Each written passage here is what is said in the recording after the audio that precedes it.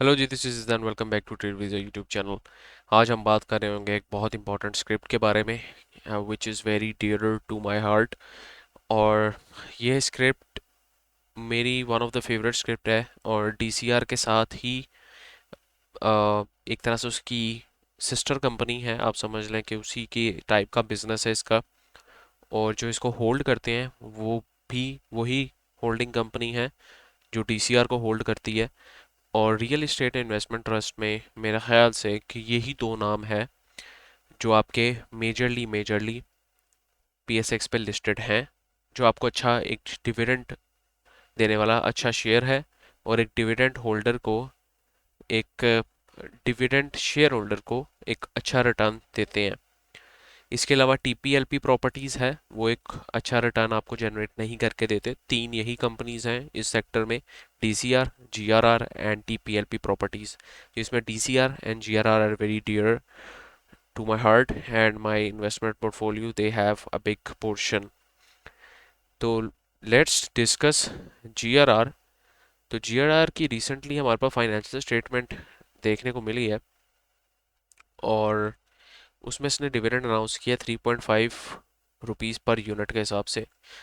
तो simple simple calculation पहले कर लेते हैं। अगर 3.5 रुपीज़ पर यूनिट के हिसाब से 23.26 को डिवाइड करें और मल्टीप्लाई बाय 100 भी करें, करंट मार्केट प्राइस के हिसाब से भी इसने ईयरली डिविडेंड यील्ड आपको दी है 15% की। तो जिसको पता होता है कि ये कंपनी ईयर एंड पे डिविडेंड देती है हमेशा, यहाँ पे आप देख सकते हैं फाइनल ईयर डिविडेंड हमेशा देती है ये, तो उसने इसको पहले से ही एक्यूमुलेट करना स्टार्ट कर दिया था, जस्ट लाइक मी और एनी अदर गाय जिसको पता है। तो 4 वीक से अगर 4 वीक्स का डाटा सिर्फ आप देखें, 1 2 3 4, तो सिर्फ 4 वीक्स में ही इसने आपको सिर्फ कैपिटल गेन ही 35% का दे दिया है। तो कैपिटल गेन 35% का लेके आप डिविडेंड भी लें, इंजॉय करें, बाद में आप कैपिटल गेन पे शेयर एक्स जब हो सब शेयर्स भी बेचें, आपको एक मैसिव रिटर्न क्यूमुलेटिव बनता दिखता है। तो this is the importance of a mentor. और अगर आपको मेंटोर की ज़रूरत है तो you can contact me on this number. We have a premium group of investing and trading community. तो आप 030543000963 पे कांटेक्ट कर सकते हैं। डिस्क्रिप्शन में मेरा नंबर मौजूद है। और दो तरह के हमारे पास फ्री ग्रुप्स मौजूद हैं जिसमें आप लोग डिस्कशन कर सकते हैं, वहाँ पे ट्रेड कॉल्स नहीं दी जाती। प्रीमियम ग्रुप में वी ऑलरेडी हैव 70+ मेंबर्स, आप ऐड हो सकते हैं। तो let's discuss about GRR. GRR का earning price to earning multiple देखें तो आपका 4 बनता है, विच मीन्स कंपनी का 1 रुपया कमाने के लिए आपको 4 पे इन्वेस्ट करने पड़ेंगे। और इसके हिसाब से आप यील्ड भी तो निकालें तो 1/4 मल्टीप्लाई बाय 100 अगर आप देखें तो मतलब 25% का रिटर्न ये आपको देने की सलाहियत रखता है। इसी तरह डीसीआर को इससे कंपेयर कर लें और आप देख लें कि डीसीआर क्या आपको यील्ड प्रोवाइड कर रहा है। DCR seems a bit expensive क्योंकि डीसीआर का 1 रुपया कमाने के लिए आपको 6.35 रुपीज़ देने पड़े हैं। आई एम एज्यूमिंग कि पीएसएक्स का डाटा ये बिल्कुल एक्यूरेट है, उसके हिसाब से मैं एनालाइज कर रहा हूँ। ओके, तो उस हिसाब से पीयर वाइज एनालिसिस के हिसाब से हमें लगता है कि GRR is a best suit और थोड़ा सस्ता मिल रहा है हमें, क्योंकि कंपनी है कि इसके बारे में किसी को ज़्यादा पता नहीं है। ये खुद मुझे खुद इस कंपनी के बारे में 1 2 साल पहले पता लगा था जब इसकी प्राइस बहुत कम थी, और तब हमने इसमें इन्वेस्ट किया था। तो खैर, मज़ीद अगर आगे चलें तो इसका जो फ्री फ्लोट है 35% है, which indicates a good sign from sponsors and insider के जो लोग होते हैं, they are more interested in their company. इस वजह से उन्होंने ज़्यादा शेयर्स को लिक्विडेट नहीं किया हुआ। कंसिस्टेंसी ऑफ डिविडेंड्स की बात करें तो जब भी कोई शेयर होल्डर डिविडेंड के लिए किसी शेयर में इन्वेस्ट करता है, उसके लिए कंसिस्टेंसी बहुत मैटर करती है एक शेयर की, कि वो शेयर हर साल डिविडेंड ज़रूर दे, जिसमें मिनिमम 3 to 5 ईयर्स का डाटा आपके पास मौजूद होना चाहिए with a good average dividend yield. तो हमने देखा है कि लास्ट 3 सालों से कंजेकेटिवली और कंसिस्टेंटली ये फाइनल ईयर डिविडेंड दे रहा है आपको। पहले इसने 3 रुपया दिया, फिर तकरीबन 1.75 रुपीज़ दिए, देन 35 रुपीज़ दिए, 3.5 रुपीज़ दिए। तो एवरेज निकाले तो बहुत अच्छी एवरेज आपके पास बन के आती है, और यील्ड निकाले तो आपके पास एक बहुत अच्छी यील्ड भी बन के आती है। 52 वीक रेंज की टॉप पे चल रहा है अभी ये स्टॉक, हाईएस्ट पे चल रहा है 52 वीक्स में। लेकिन फिर भी हाईएस्ट वैल्यू से भी अगर आप इसको कंपेयर करें तो फिर भी 15% की यील्ड इसने दी है। तो again very good. I was amazed कि कैसे एक कंपनी 3.5 रुपीज़ पर शेयर का डिविडेंड दे सकती है इस प्राइस पे, और ये सिर्फ पाकिस्तान स्टॉक एक्सचेंज में ही पॉसिबल है। तो खैर आगे हम देखें तो कैश डिविडेंड की बात करें, 3.5 पर यूनिट दिया है, यील्ड मैंने ऑलरेडी कैलकुलेट करके आपको बता दी है। आगे shares transfer of book of the scheme, share जो इसकी बुक्स क्लोज होंगी वो 14 अगस्त से 16 तक होंगी। आप देख सकते हैं यहाँ पर अगस्त का महीना स्टार्ट हो गया, 14 से 16 तक इसकी बुक्स क्लोज होंगी। तो आप कहीं ना कहीं 13 इसकी रिकॉर्ड डेट होगी और 12 इसकी एक्स डेट होगी। देन आप 11 तक आप इसके शेयर्स बाय कर सकते हैं, 11 अगस्त तक। तो मैं आपको रिकमेंड करूंगा आप 8 या 11 तक भी बाय कर लें, 8 को बाय कर लें तो बेहतर होगा, 8 अगस्त को बाय कर लें, लेकिन अल्टीमेट डेट आपके पास 11 अगस्त है इसके शेयर्स बाय करने की। आगे बात करें तो कुछ इंपॉर्टेंट फाइनेंशियल पोजीशंस की इसकी बात करते हैं। बाय द वे कंपनी का काम क्या है, कंपनी करती क्या है, ये मैं आप लोगों को खुद भी, ये आपका होमवर्क है, वैसे आपको डिटेल में पता होना चाहिए। अच्छा, आरिफ हबीब डॉलमेंट जो है ये एक रीट मैनेजमेंट कंपनी है। इसके अंदर अंडर दो जो कंपनीज आती हैं वो जिनको ये मैनेज करती है, एक डीसीआर आता है, एक जीआरआर आता है। डीसीआर का बिजनेस मॉडल ये है कि इसके पास दो बिल्डिंग्स हैं जिसको ये ओन करती है और उनमें से ऑफिसेज रेंट पे देती है, जिसमें आपके पास हार्बर फ्रंट है और एक डॉलमेन मॉल है। ये दो आपके पास बिल्डिंग है और वो रेंट पे देती है, उनका इनकम जनरेट करती है। जीआर का business is a bit different, ये कॉन्ट्रैक्ट्स लेते हैं और आपके पास एक ज़मीन लैंड खरीदते हैं, देन उस पे बिल्डिंग्स बनाते हैं या फिर उस पे घर बनाते हैं, देन उसको कॉन्ट्रैक्ट्स पे देते हैं एंड इन सम केसेस आपको वो रेंट्स पे भी देते हैं। तो ये इसमें दोनों में डिफरेंस है। कंप्लीट ये टीसीआर जो है ये कम्प्लीटली शरिया है, इस पे ज़ीरो डेप्ट है, लेकिन इस पे आई गेस यहाँ पर इस पे डेप्ट है जीआरआर पे। एसेट्स की बात करें तो एसेट्स इसके डिक्रीज हो रहे हैं, कॉन्ट्रैक्ट कॉस्ट एसेट्स इनके भी डिक्रीज हो रहे हैं, जिसकी वजह से इसके total assets, current assets decrease हो रहे हैं, which seems not to be an issue for now. Current non current assets decrease हो रहे हैं, विच जो कि एक इशू नहीं होना चाहिए। लॉन्ग टर्म में अगर ये इसका ट्रेंड नेगेटिव ही रहा, जिस तरह के 24 से 21 चला गया, 21 से 15 चला गया, 15 से मजीद कम चलता जा गया, तो लॉन्ग टर्म के लिए इसके लिए कंपनी के पास मसला हो जाएगा, क्योंकि इसके पास लॉन्ग टर्म जो कॉन्ट्रैक्ट्स होंगे वो ख़त्म हो जाएंगे। तो कंपनी को फिर अब मार्केटिंग पे काम करना चाहिए, मजीद कॉन्ट्रैक्ट्स लाने चाहिए, मेरे हिसाब से ये एक सजेशन है। करंट एसेट्स की बात करें तो करंट एसेट्स आपके पास इंक्रीज हुए हैं, एट द एंड आप देखें 41 से 47 गए थे, देन 47 से 56 तक ये इंक्रीज हो चुके हैं। और अच्छी बात यह है कि जो इनका मेजर सोर्स ऑफ इनकम है कि जो कॉन्ट्रैक्ट एसेट्स हैं वो इन्होंने स्टेबल रखे हुए हैं, और जो इनकी प्रॉपर्टी वैल्यूज़ हैं वो इंक्रीज़ हो रही हैं, जो कि एक अच्छा रोल प्ले कर रही हैं टोटल एसेट्स इंक्रीज़ होने में। एट द एंड हमने ये चीज़ देखनी होती है, बाकी चीज़ें सेकेंडरी होती हैं। तो टोटल एसेट्स इंक्रीज़ हो रहे हैं जो कि एक बहुत अच्छी चीज़ है। आगे लाइबिलिटीज़ की तरफ जाएं तो लाइबिलिटीज़ में आई एम बिट कन्फ्यूज्ड कि इनकी लॉन्ग टर्म लाइबिलिटीज़ क्यों बढ़ रही हैं, और इनकी इसका ट्रेंड बहुत ही नेगेटिव मुझे लग रहा है, क्योंकि ये बढ़ती ही जा रही है लॉन्ग टर्म लाइबिलिटीज़। जब तक ये कंट्रोल नहीं होंगी तो आपकी जो करंट रेशो है वो सही तरह आप कैलकुलेट नहीं कर पाएंगे। मतलब इन अ सेंस के current ratio is for current liabilities and current assets, और अगर लॉन्ग टर्म की बात करें तो आपको टोटल लाइबिलिटीज़ देखनी पड़ती हैं, और टोटल लाइबिलिटीज़ में अगर नॉन करंट लाइबिलिटीज़ ही ज़्यादा हो रही हैं तो आपकी टोटल लाइबिलिटीज़ और टोटल एसेट्स की रेशो इतनी अच्छी खास नहीं निकलेगी, जो कि मुझे लग भी रहा है कि आपके टोटल एसेट्स और टोटल लाइबिलिटीज़ की रेशो इतनी कोई ख़ास नहीं दिखेगी। बाय द वे अगेन, अगर कंपनी के मैनेजमेंट अच्छी है, जिस तरह के हमें पता है एक आरिफ हबीब रीट मैनेजमेंट कंपनी है, ऑलरेडी एक रीट को मैनेज कर रही है और बहुत अच्छा मैनेज कर रही है, तो वो इसको भी किसी तरह मैनेज कर सकती है। मैनेजमेंट पे भी ये चीज़ें बहुत डिपेंड कर रही होती हैं। तो ये थोड़ा सा इशू मुझे लग रहा था, बट लॉन्ग टर्म में आई गेस के जिस तरह आपके पास आपके पास कॉन्ट्रैक्ट ज़्यादा मिलेंगे, ये चीज़ प्ले आउट या फिगर आउट हो जानी चाहिए। करंट लाइबिलिटीज़ की बात करें तो आपकी लाइबिलिटीज़ भी इंक्रीज़ हुई हैं, और उसकी मेन वजह आपके पास कॉन्ट्रैक्ट लाइबिलिटीज़ हैं। अब लाइबिलिटीज़ भी इंक्रीज़ हुई हैं, और इस पे हम मोस्टली, लेकिन एक अच्छी चीज़ ये है कि इसमें जो टोटल लाइबिलिटीज़ हैं, और अच्छा यहाँ पर अगर आप बाय द वे देखें ना, टोटल लाइबिलिटीज़ इंक्रीज़ हुई है और करंट लाइबिलिटीज़ डिक्रीज़ हुई हैं।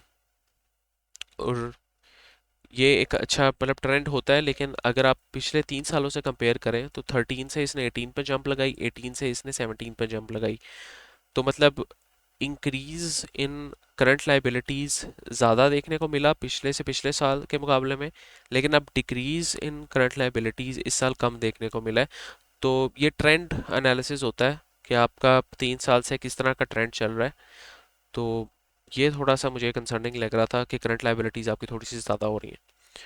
तो by the way at the end अगर आप नैव निकालें इसकी और नेट एसेट वैल्यू निकालें ना, तो वो निकल के आती है 14.15। अब नैव हम मोस्टली जो रीड्स होती हैं उसमें नैव की वैल्यू यूज़ कर रहे होते हैं एक कंपनी की असल वैल्यूएशन निकालने के लिए। दो तरह की चीज़ें होती हैं, एक नैव यूज़ हो सकती है, एक ईपीएस यूज़ हो सकती है। तो नैव मेरे ख्याल से कि net asset value per unit एक अच्छा इंडिकेटर होता है जो आपकी वैल्यू को, कंपनी की एक्चुअल वैल्यूएशन को डिनोट कर रहा होता है। अगेन कंपनी अगर इस प्राइस पे, आप इस प्राइस पे कंपनी को नहीं खरीद सकते, क्योंकि ये एक बहुत आइडियल प्राइस है जो फंडामेंटल से आपको मिलती है, और कंपनी अक्सर इसको, इससे ऊपर ही ट्रेड हो रही होती है। आप इसको as a moving average consider कर सकते हैं कि जो वक्त के साथ साथ अपना ट्रेंड बदल रही होती है, और प्राइस को as a support zone consider कर सकते हैं कि जब भी प्राइस इस मूविंग एवरेज के पास आएगी तो वो एक बाउंस लेगी। तो जिसका मतलब ये है कि जितनी भी हमारे पास जो नेट एसेट की वैल्यू होगी, वो जितनी इंक्रीज होती जाएगी, उसका ट्रेंड जितना मजबूत होता जाएगा, उतना जो आपका जीआरआर का स्टॉक है वो भी हमारे पास, उसकी वैल्यू भी इंक्रीज होती जाएगी। अगर मैं आपको यहाँ से थोड़ा सा डिनोट करने की कोशिश करूँ, 2023 और 24 का एरिया अगर आप निकालें ना, प्राइस एरिया सिर्फ 2023 एंड 2024 का एरिया अगर आप यहाँ पर निकाल लें, ये 2023 यहाँ से स्टार्ट हो रहा है और 2024 जो एंड हो रहा है वो कहीं ना कहीं यहाँ पर एंड हो रहा है, एग्जैक्टली हेयर। तो अगर आप इसकी प्राइस रेंजेस देखें ना, तो आपकी प्राइस रेंज में इतनी कोई ख़ास फ्लक्चुएशन नहीं देखने को मिल रही, और तकरीबन तकरीबन प्राइस एक रेंज बेस में ही ट्रेड कर रही है। उसकी वजह क्या थी कि 2023 में जो इसकी नैव थी वो 13.25 आई थी, और 2024 पे इसकी नैव 12 पे चली गई थी, मतलब नैव डिक्रीज हो गई थी। तो अगर नैव डिक्रीज हो गया तो जिसका मतलब ये है कि आपके पास स्टॉक को या तो नीचे गिरना चाहिए या तो एटलीस्ट कंसोलिडेट करना चाहिए। चूंकि ये फंडामेंटली गुड स्टॉक था, इन्वेस्टर्स को इसका कॉन्फिडेंस था, इसलिए कंसोलिडेट करना स्टार्ट हो गया। बट जैसे ही 2025 एंटर हुआ और उसमें इसकी वैल्यूएशन बढ़ना स्टार्ट हो गई, क्वार्टरली रिजल्ट्स अच्छा आना स्टार्ट हो गए, इसकी नैव इंक्रीज होना स्टार्ट हो गई क्वार्टर बेस पे 14.15 पे, तो you can see a drastic increase of around 70% in its price, और हमने इतना बड़ा इंक्रीज देखने को मिला। तो you can map naive and price of a stock side by side. अगर तो अगले साल इससे भी नैव बढ़ती है तो आपकी प्राइस इससे भी स्टॉक की ज़्यादा बूस्ट कर सकती है। अब नैव होती क्या है, नैव को मैं थोड़ा सा आप लोगों को एक्सप्लेन करना चाहता हूँ। नैव होता है total assets minus total liabilities over number of outstanding shares कह लें, यूनिट्स कह लें। तो ये होती है नैव की वैल्यू। एसेट्स और लाइबिलिटीज़ को माइनस कर दें तो आपके पास टोटल रियल एसेट्स आ जाएंगे जो कंपनी के होते हैं, टोटल रियल एसेट्स। और टोटल रियल एसेट्स को आप नंबर ऑफ शेयर से डिवाइड कर दें तो आपके पास नैब निकल के आती है। ईपीएस में हम इस तरह नहीं करते। ईपीएस में हम क्या करते हैं, आप नेट प्रॉफिट को total number of outstanding units से डिवाइड करते हैं, नेट प्रॉफिट को टोटल शेयर से डिवाइड करते हैं, तो आपकी ईपीएस निकल के आती है। तो रीट के केस में मैं नैव को ज़्यादा प्रेफर करता हूँ एक रीट की वैल्यू निकालने के लिए। खैर, अगर आप इसकी करंट रेशो निकालें, करंट एसेट्स और करंट लाइबिलिटीज़ की, तो पिछले साल इसकी करंट रेशो जो थी वो पिछले साल इसकी सॉरी इस साल इसकी 56 है और करंट लाइबिलिटीज़ इसकी 36 है। तो 1.55 की रेशो निकल के आती है। और पिछले साल 2024 में इसकी 47 थी करंट एसेट्स और 31 इसकी करंट लाइबिलिटीज़ थी। तो इसके बाद जो रेशो निकल के आती है 1.51 निकल के आती है। तो मेरे ख्याल से इसकी बेस पे हमें ये पता लगता है कि आपके जो करंट एसेट्स हैं वो ज़्यादा इंक्रीज़ नहीं हो रहे और करंट लाइबिलिटीज़ आहिस्ता आहिस्ता आपके पास ज़्यादा इंक्रीज़ होती जा रही हैं, या एट लीस्ट दोनों सेम ट्रेंड में हैं। तो ये वैल्यू आपके पास ज़्यादा इंक्रीज़ नहीं हो रही। मैं इसको आइडियल समझता हूँ कि अगर 1.5 से ज़्यादा हो तो ये एक अच्छी चीज़ होती है, और एक बहुत बहुत आइडियल केस में अगर 1:1 हो तो बहुत अच्छी चीज़, मतलब नॉर्मल मानी जाती है, इतनी अच्छी नहीं मानी जाती। लेकिन 1.5 से ज़्यादा हो अगर आपकी करंट रेशो, तो ये इंडिकेट करती है कि आपकी कंपनी के पास एक बेटर लिक्विडिटी की पोजीशन है। आगे अगर हम जीआरआर की पीएनएल स्टेटमेंट पे जाएं, तो जो रेवेन्यू है इसका डिक्रीज़ हुआ है, जो कि एक अच्छी बात नहीं है। इससे क्या पता लगता है, आपकी टॉप लाइंस पे आपके पास ज़्यादा कॉन्ट्रैक्ट्स नहीं आ रहे और आपकी टॉप लाइंस डिक्रीज़ हो रही हैं। लेकिन अच्छी चीज़ जो मुझे लगी है, जो कि इसी पे मैंने वेरी गुड भी लिखा हुआ है, ये है कि कॉस्ट इन्होंने बहुत डिक्रीज़ कर ली है। और कॉस्ट डिक्रीज़ करने की वजह से, हालांकि चूंकि रेवेन्यू आपका कम हुआ है लेकिन कॉस्ट आपने डिक्रीज़ कर लिया, तो आपका इवेंचुअली जो ग्रॉस मार्जिन है और जो ग्रॉस प्रॉफिट है वो इंक्रीज़ हुआ है, जो कि बहुत अच्छी चीज़ होती है। और ये बहुत अच्छी इलामत होती है कि एक कंपनी बहुत अच्छी मैनेजमेंट रखती है और उसकी कॉस्टिंग बहुत अच्छे से मैनेज कर रही है। इसी तरह नेट ऑपरेटिंग इनकम भी आपकी इंक्रीज़ हुई है, बहुत अच्छी चीज़ है ये भी। अगेन ग्रॉस प्रॉफिट से ही निकलती है ये चीज़ भी। और अदर इनकम भी आपकी इंक्रीज़ हुई है। ये सारी चीज़ें आपको डिटेल में जो इसकी किताब आएगी उसमें पता लगेगी कि अदर इनकम वगैरह कहाँ से आई हैं। इसके बाद जो मेजर चीज़ है वो आप profit before levies and taxation निकालें, वो भी इंक्रीज़ हुआ है। जाहिर सी बात है, अगर आपकी टॉप लाइन्स इंक्रीज़ हो गई हैं, मतलब टॉप लाइन्स डिक्रीज़ हुई हैं लेकिन आपके ग्रॉस मार्जिन इंक्रीज़ हो गए हैं, तो इवेंचुअली ये चीज़ें भी आपकी प्रॉफिटेबल ही निकलेंगी, आगे प्रॉफिट में ही जाएंगी। तो टैक्सेशन भी आपने इसमें से काट ली, तो टोटल आपके पास अर्निंग पर शेयर 3.85 निकल के आया है, जो कि तकरीबन 2 टाइम्स है इसका, 2 टाइम्स से भी ज़्यादा है, जो कि 2x ग्रोथ है, जो कि मुझे लगता है कि एक बहुत अच्छी चीज़ है इस कंपनी के लिए। Company is doing too good. कुछ चीज़ें हैं जो मैंने पॉइंट आउट की हैं, उसके अलावा company is doing too good. अच्छा, कैश फ्लोज की बात करें तो हमारे पास जो ऑपरेटिंग कैश फ्लो हैं वो नेगेटिव निकल के आए हैं। अगेन इसकी जो मेन वजह है वो यही है कि आपकी इन्वेंट्री प्रॉपर्टीज में से जो डिप्रिसिएशन वगैरह हुई है वो हो सकती है। इसके अलावा ट्रेड एंड अदर रिसीवेबल्स हो सकते हैं। और जो यहाँ पर मुझे जो मेजर लग रही है वो एडवांस फॉर डेवलपमेंट एक्सपेंडिचर लग रही है, कि आपने कोई नया कॉन्ट्रैक्ट लिया है, उस पे जो आपने एडवांस पेमेंट की है उस कॉन्ट्रैक्ट की डेवलपमेंट के लिए, वो उसमें से इसमें नेगेटिव इम्पैक्ट देखने को मिला है। लेकिन सीम्स फाइन, क्योंकि एट द एंड अगर देखें तो हमारे पास कैश पॉजिटिव है, तो उसके हिसाब से हमारे पास ये चीज़ें नॉर्मल हैं। आगे अगर हम देखें तो जो यहाँ पर टोटल नेट कैश निकल के आया है ऑपरेटिंग एक्टिविटीज़ का, वो भी नेगेटिव निकल के आया है, पिछले साल पॉजिटिव था। तो ये थोड़ा एक नेगेटिव चीज़ मुझे लग रही है। और इसमें यही है जो मेजर डेवलपमेंट एक्सपेंडिचर्स हैं, यही एक मेन वजह है कि इसका कैश यहाँ पर नेगेटिव निकल के आया है। अच्छा, फाइनेंसिंग एक्टिविटीज़ में से आपका कैश पॉजिटिव निकल के आया और पिछले साल नेगेटिव था। जो उसकी मेन वजह ये है कि प्रोसीड्स फ्रॉम डिमिनिशिंग मुशारका फैसिलिटी। तो अक्सर इस तरह की रीड्स जो होती हैं वो काम इस तरह कर रही होती हैं कि वो बैंक और वो जो रीड होती है वो दोनों मिलके एक प्रॉपर्टी खरीदते हैं, और वो प्रॉपर्टी कि कुछ परसेंटेज रीट के पास होती है और कुछ परसेंटेज बैंक के पास होती है। तो रीट जिस तरह इस पे डेवलपमेंट करती रहती है और बैंक भी इसमें रीपेमेंट्स करता रहता है, तो जो जो प्रॉफिट निकल के आता है उसे रीट बाय बैक करती रहती है इस प्रॉपर्टी की वैल्यू को। तो इवेंचुअली रीट की जो बाय पोजीशन होती है वो ज़्यादा होती रहती है और बैंक की बाय पोजीशन कम होती रहती है, इसमें से स्टेक कम होता रहता है।